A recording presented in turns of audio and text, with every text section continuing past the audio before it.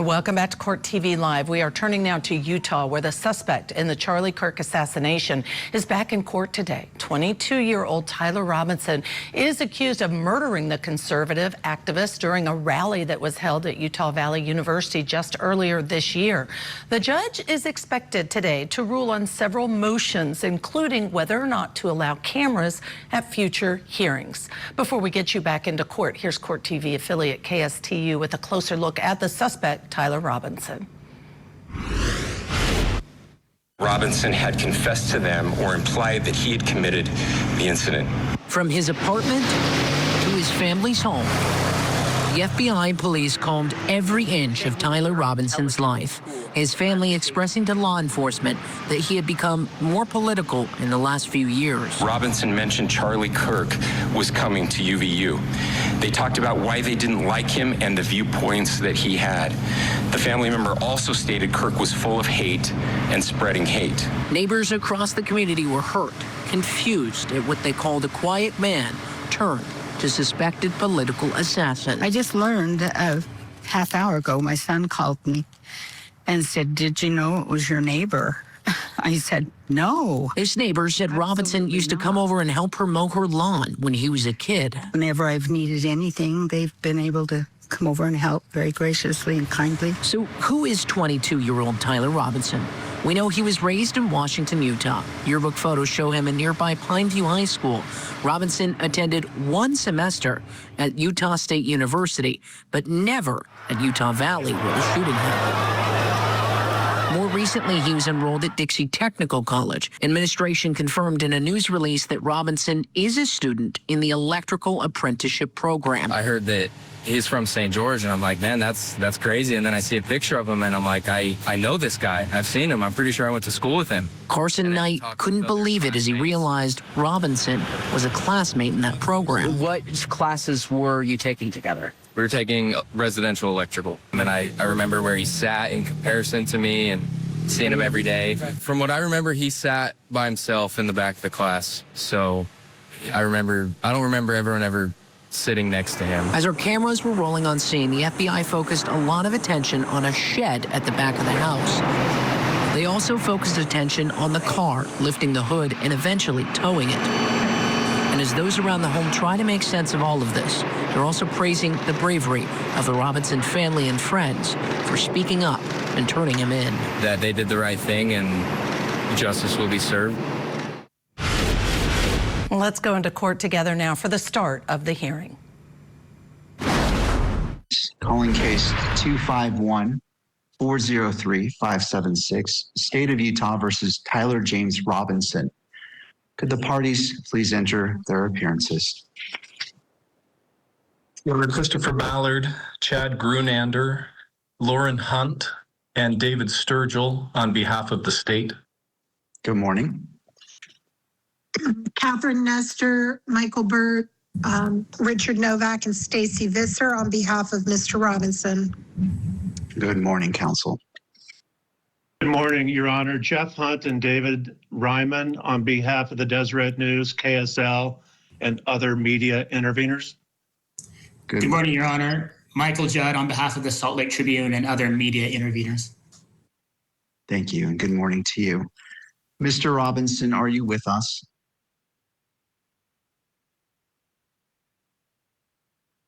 Yes, Your Honor. And Mr. Robinson, good morning to you as well. All right. The court appreciates the patience of the parties while it considered issues raised by the media interveners. An appropriate classification of the transcript and audio recording from the October 24th hearing. The court has taken the necessary time to conduct a careful, independent review of the written submissions, oral arguments, and applicable legal authorities, and to thoughtfully evaluate the matters presented. In doing so, the court has remained mindful of its duty to balance competing constitutional interests. Openness and transparency are foundational to our judicial system and essential to maintaining public confidence. At the same time, the public's right to access is qualified, not absolute, and may be limited when a legally sufficient justification exists. The court recognizes the substantial public interest in these proceedings and has approached its review with that interest firmly in mind. The court has independently reviewed the October 24th transcript and audio recording in its entirety in determining whether any restrictions on public access is warranted. The court considered whether such limitations are necessary to protect specific constitutional interests and whether less restrictive alternatives could adequately address those concerns. The carefully limited redactions ordered are narrowly tailored and designed to protect those interests while preserving the public's ability to understand the substance, context, and significance of the proceedings. By way of context, the transcript of the October 24th hearing consists of 83 pages, 80 of which contain verbatim record of the proceedings. Each page includes 25 lines of text, and the transcript reflects just over 2 hours of the courtroom proceedings. The duration of the hearings was 2 hours and 19 minutes. The closed hearing held on December 11th included detailed arguments from defense, prosecution, and counsel for the news media regarding what portions of the record should remain private and what should be made public. That hearing likewise lasted nearly 2 hours, during which time counsel addressed these issues carefully, line by line and word by word. The court acknowledges and appreciates the diligence, professionalism, and preparation demonstrated by all parties during both hearings. After full consideration of these arguments, the court determined that 246 words, approximately 1 page of the 80-page transcript, should be redacted. No other portions of the transcript were found to warrant restriction. The court further notes that the matters addressed during the October 24th hearing, including issues related to civilian clothing and shackling, are best understood when considered in their full context. The limited scope of the redactions reflect the court's effort to preserve that context to the greatest extent possible. The redacted transcript will be promptly filed on the docket by the end of today. The corresponding audio recording will require additional time to ensure that it precisely reflects the approved redactions and that no protected material is inadvertently disclosed. The court anticipates the audio recording will be available within approximately 2 weeks. This court notes the importance of the audio in addition to the transcript because hearing what was said and how it was said is equally as important as just the transcript itself. The court's sole objective in this process has been to ensure a fair, orderly, and lawful proceeding that reflects the constitutional rights of the parties while honoring the public's qualified right of access. The court notes that the standing decorum order has also been updated and directs all parties to review the order in advance of future hearings. Accordingly, the court now issues the following order regarding the classification of the transcript and audio recording of the October 24th hearing. And turning to the order itself. The state of Utah and defendant Tyler James Robinson filed a motion to classify the transcript and audio of the sealed October 24th, 2025 hearing as private. Because the press requested notice of all such motions, the court held a closure hearing on December 11th, 2025 to address the classification of the transcript and audio recording of the October 24th, 2025 hearing. Prior to that closure hearing, the parties filed a joint status report identifying some 20 provisions of the transcript for redaction and stating that the balance of the transcript may be classified as public. Having reviewed the relevant pleadings from the parties and representatives of the press and heard oral arguments during the December 11th closure hearing, the court now rules and orders as follows. The public has a presumptive right to access court records. See Utah Judicial See Utah Rules, Judicial Administration 202.02 sub 1. That right, however, is not absolute. To support and achieve certain interests and objectives, a court may close portions or entire court records. Court record. A court may consider any relevant factor, interest, or policy, both in favor of and opposed to closure, in determining whether to redact portions of or close all or part of a court record. In deciding whether to redact or close a court record, a court must balance the interests favoring opening and closing the record, and if it determines to close the record, determine there are no reasonable alternatives to closure. The parties have argued, and the court has considered.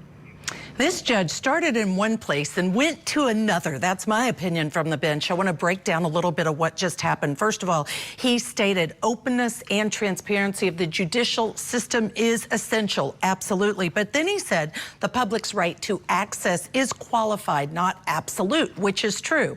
I thought that meant he wouldn't release it, but he just ordered that. The redacted transcript from that hearing that lasted a little more than 2 hours on October 24th will be released. A significant decision by the court because there is a right to access. That means the media gets to see that. We don't know what happened. It's huge that now we will have a look behind closed doors and find out what the arguments were, what the court's decision was, and what that means for the trial against Tyler Robinson. Big developments here. Stay tuned. We're going to bring you more after this break.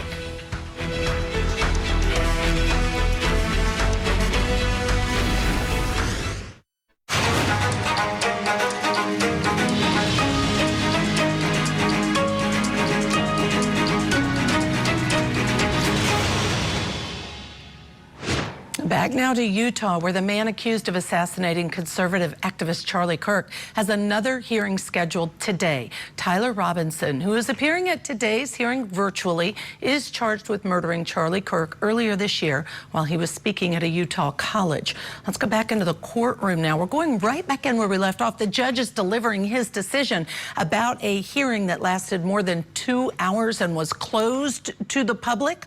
Let's go back in. Protecting safety interests. 2, protecting privacy interests and non-party participants. And 3, protecting the defendant's right to a fair trial. Approximately half the portions of the transcript the parties seek to redact address courtroom and courthouse security measures. Safety concerns are well recognized as justification for closure of court records. This undoubtedly includes references in the court record to specific safety measures undertaken as part of the court security plan and practices in highly publicized cases. This case generates extraordinary ongoing national and international attention, some of which is threatening in nature to the parties, their representatives, and non-party participants. The safety and well-being of all involved in this matter outweighs the interests of the public that are served by open court records. Nevertheless, and as the parties recognize, the court need not seal the entire transcript and audio of the October 24th, 2025 hearing to protect the safety interests of all those involved. Redacting selective portions of the transcript and the audio that reference security measures will serve safety interests while allowing for as much public access to the remainder of the record as possible. The court hereby orders the redaction of the portions of the transcript corresponding audio referencing security measures identified in the parties' joint status report and further pared down during the closure hearing. These include the following portions of the October 24th, 2025 hearing transcript. Page 4, line 19 through 22. Following the word unshackling until the sentence begins with the word and. Page 4, line 25 until page 5, line 1, including the first sentence of the last paragraph. Page 5, line 9 through line 10, following the word proceeding and ending before the word but. Page 5, line 18 and 19, including the entirety of the bailiff's comment. Page 33, lines 17 through 18, following the word courtroom until the end of the sentence. Page 34, lines 5 through 7, following the word arrested until the end of that sentence. Page 35, lines 24 through 25, including the last sentence of that page. Page 36, line 1, including the first word on the page until the sentence begins with the word that. Page 40, line 12 through line 16, following the word outside until the word maybe. Page 41, line 17 through line 21, following the word on until the end of the paragraph. Page 43, line 11 through line 13, following the word jail and ending before the sentence begins with the word and. Page 55, lines 12 through 13, following the word people and ending before the sentence beginning with the word so. Page 64, line 18 through 19, following the word Ben until the end of that paragraph. And finally, page 70, lines 1 through 3, following the word clothing until the sentence begins with the word I'm. Protecting personal privacy is a recognizable justification for closure of a court record. To justify the closure of a court record, a privacy interest must be more than a desire to avoid annoyance, criticism, or embarrassment, and must serve to protect information of a highly personal nature. The parties initially identified 6 portions of the transcript to be redacted based off privacy interests. During the closure hearing, the parties withdrew defendants' requested numbers 1, 2, and 11. The remaining 3 requests were significantly pared down. The court has already ordered the redaction of request 3 for security reasons, including page 34, lines 5 through 7, as ordered above. The court also finds that privacy interests. I so appreciate a meticulous judge going through line by line what will be redacted. We'll talk about that as well as hear more of the judge's ruling. Stay tuned. We'll be right back.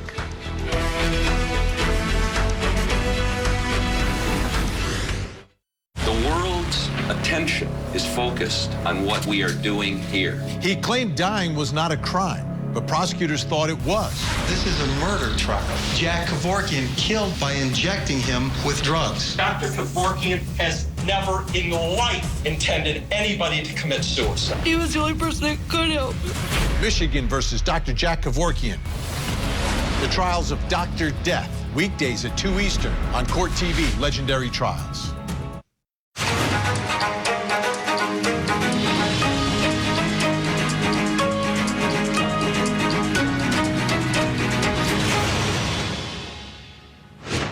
Turning now back to Utah, where we've been following today's hearing in the case against Tyler Robinson.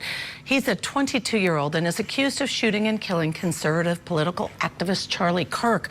Robinson surrendered to police back in September, a day after the shooting, and is facing multiple charges, including aggravated murder. Let's go back into the courtroom together now and listen to the remainder of today's hearing. The court has considered the interest favoring closure of the remaining 2 requests for redaction and concludes that the information is not of a highly personal or sensitive nature. Privacy interests do not outweigh the public's interest in this case. Therefore, the court denies redactions of the following portions of the transcript: page 35, lines 16 through 17, and page 80, lines 22 through 25. The right to a fair trial seeks to ensure that the one accused of a crime will have his guilt or innocence determined solely on the basis of the evidence introduced at trial. Thus, if disclosure of information poses significant risk of endangering a defendant's right to a fair trial, then closing or sealing a court record to protect that information is justified. Nevertheless, when such information has already been introduced to the public arena, there is a suggestion that no additional damage can be done, and the issue of sealing or closing the record becomes moot. Here, the Joint Status Report identified 4 portions of the transcript for redaction, based on the argument that redaction is necessary to preserve defendant's right to a fair trial. The court is unconvinced that the disclosure of the selected portions jeopardizes that right. The information in question is contained in the charging instrument, whether directly or indirectly, as part of the factual allegations made against defendant and already part of the public arena. If this information poses a risk of violating defendant's right to a fair trial, defendant's first line of defense is found in the rules of evidence and criminal procedure. Closing or redacting these portions of the transcript in audio is outweighed by the interests and the objectives served by open court records and mooted by prior disclosures in the information.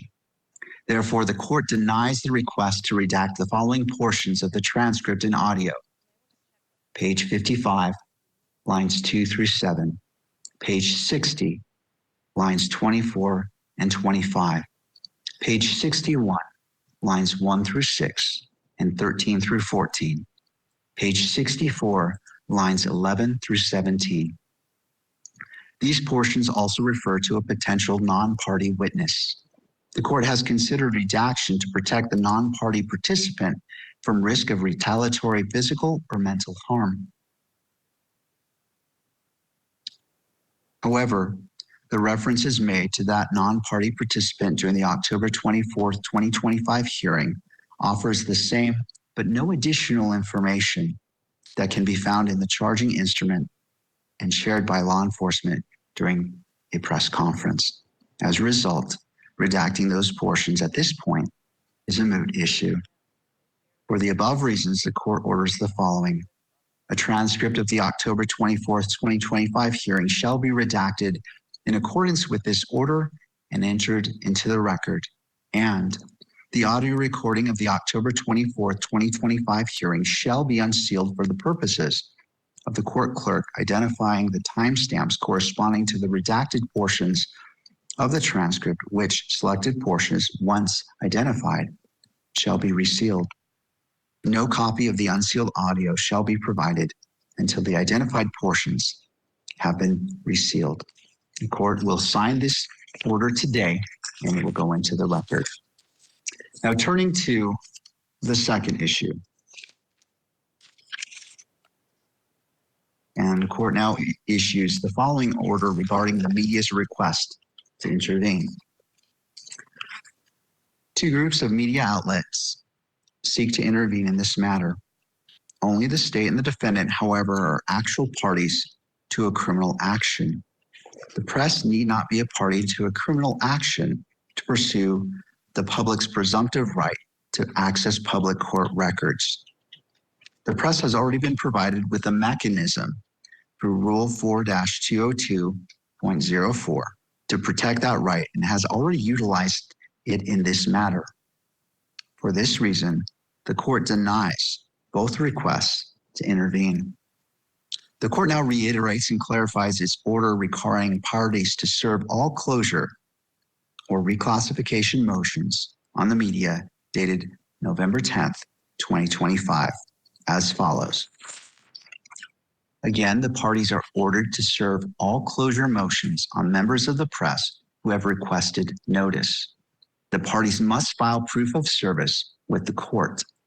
A closure motion is any motion to classify or reclassify a presumptively public court record under Rule 4-202.02 as any other classification.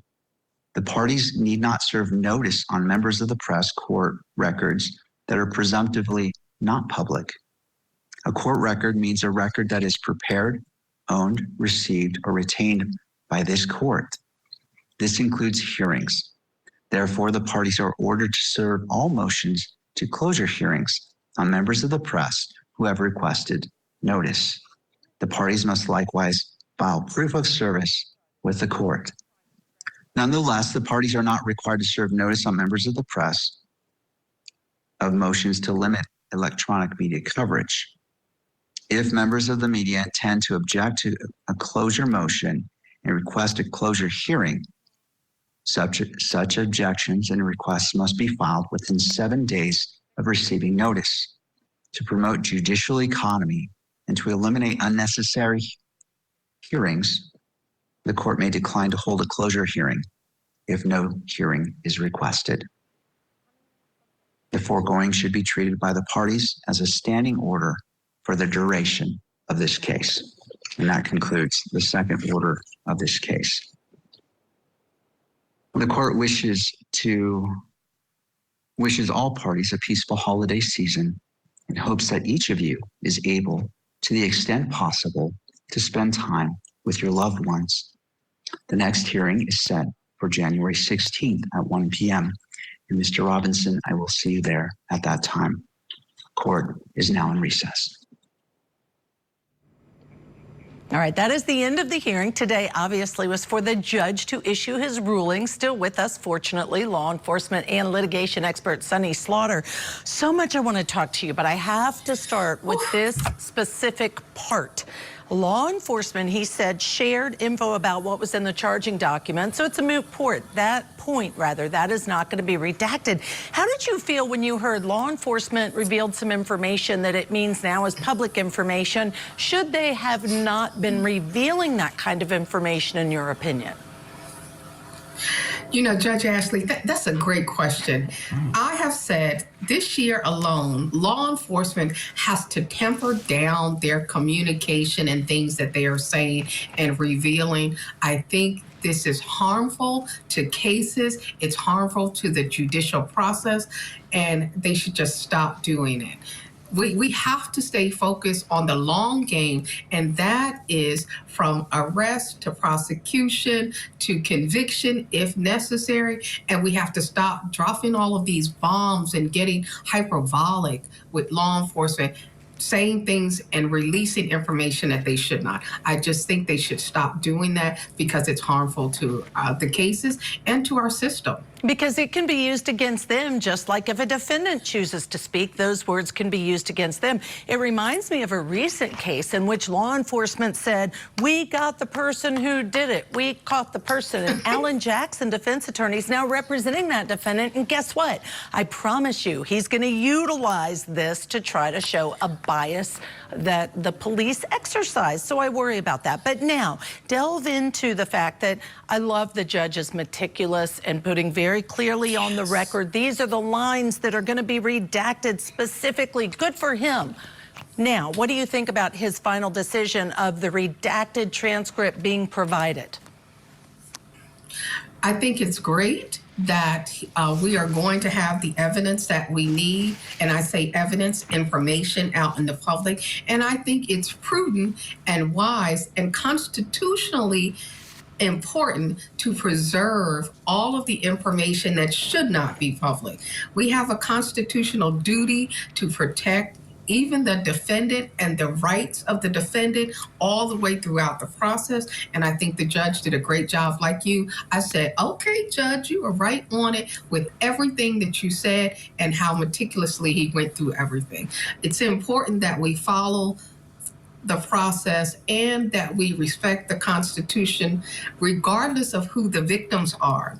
The process must remain intact. I agree completely, Sonny, and he did put on the record exactly why he reached the decision he did. Sonny Slaughter, of course, thank you for your expertise.